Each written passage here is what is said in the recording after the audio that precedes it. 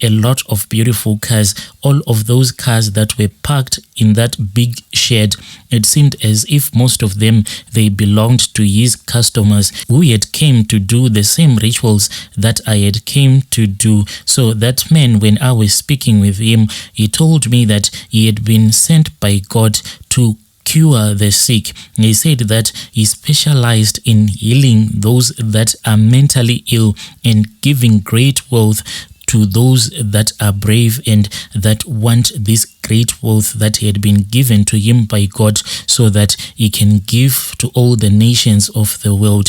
He said that his powers knows no borders. Wherever he wants to go, he can go with a snap of his finger. So when I was speaking with that man, he asked me what I required. I then told him that this small company of mine, that was a company dealing in electrical engineering, it was facing a lot of hardships. Contracts were no longer coming to my company like the way that they used to come when I had arrived in South Africa. He said that mine was nothing but a small issue, but he was going to assist me anyways, because I had trusted him first by sending him my money, even though I had only met him on Facebook. He told me that for these rituals to work, I was supposed to pay him, and he was not requiring a very huge amount of money from me.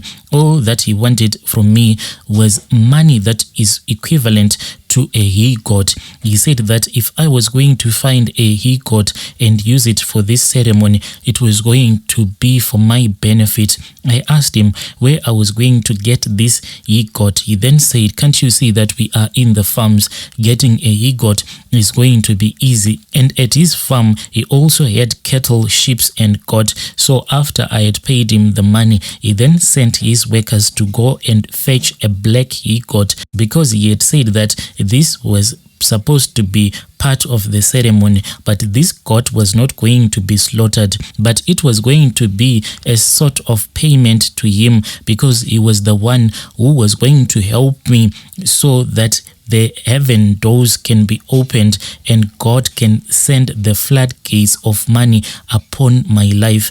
So after his workers had gone and collected that black he-goat, the he-goat was then made to get into the dining room, because in his dining room, that is where he performed all of those rituals. So the he-goat was then placed in front of me. I then handed over that he-goat to him. It was more just in a ritualistic way. Then that he-goat was then taken back to the pastures. As we were busy with the consultation, then that man told me that mine was not a very difficult thing. He said that the only thing that would be needed for me to become very wealthy, I was supposed to look for elephant dung. I said, where am I going to get this elephant dung? He said that the heaven gates are not going to open up for me. When I said, where am I going to get this elephant dung? He said that he was going to leave that to me, because as a man who was in search of this great wealth,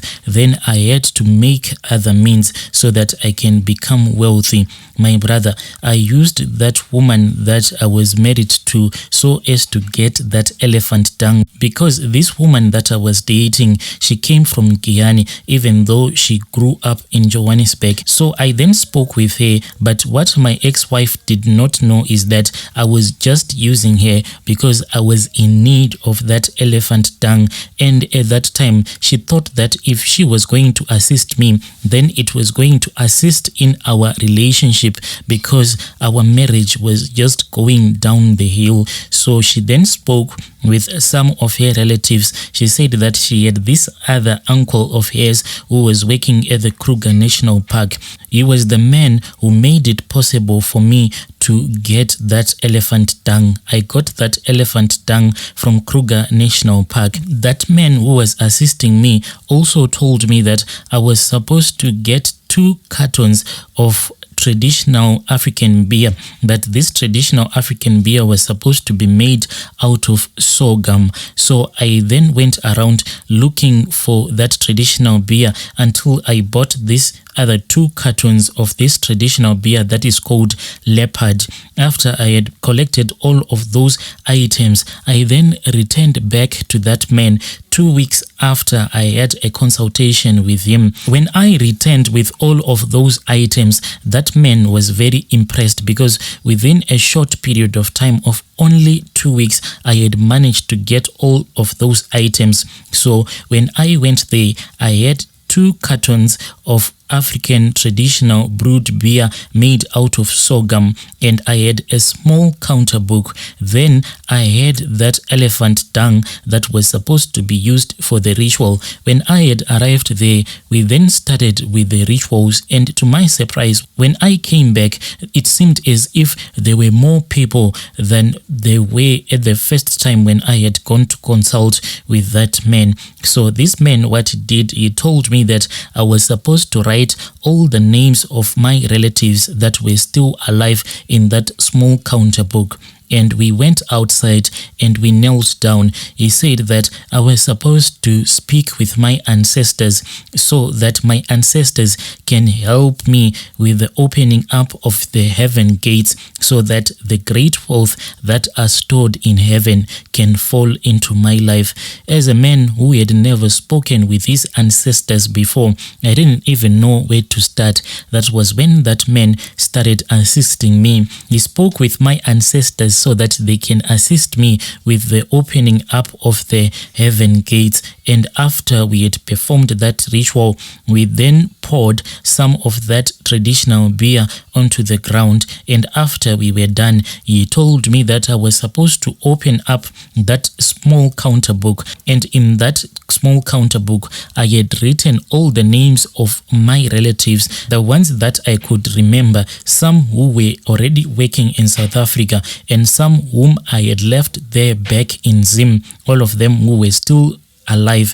I tried to remember as many as I could so that the ritual can work in my favor. That man then told me that I was supposed to take 1 carton of that African traditional beer and I had to pour it on top of that small counter book. But this I did whilst it was opened.